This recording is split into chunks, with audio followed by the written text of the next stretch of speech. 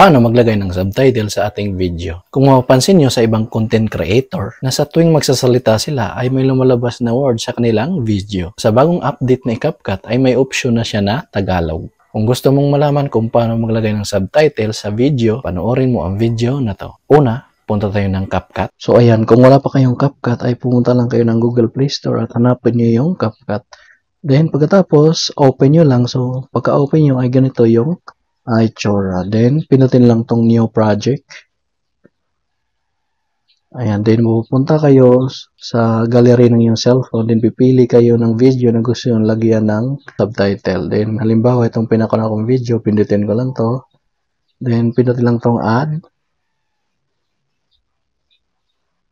Ayan. Then, dito sa baba, makikita mo dito ang captions at pinutin lang to. Then, pinutin lang tong auto captions. Ayan, kung mapapansin nyo ay nakalagay siya sa English. So, babaguhin lang natin siya sa Tagalog or Filipino. Then, pinutin lang tong Filipino. Nakasite na siya sa Filipino. Then, pinutin lang tong generate.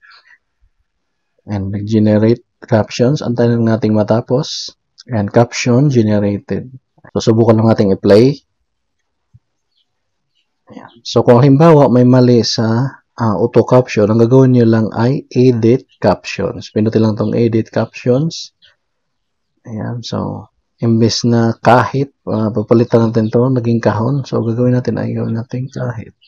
In space. Then, pagkatapos, maitama yung mali ay pinutin lang tong check sa taas.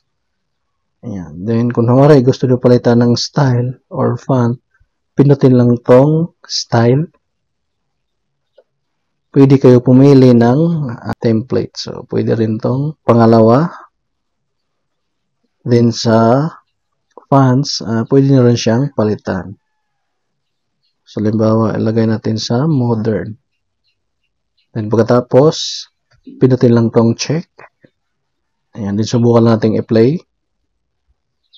Ayan, so may subtitle na tayo.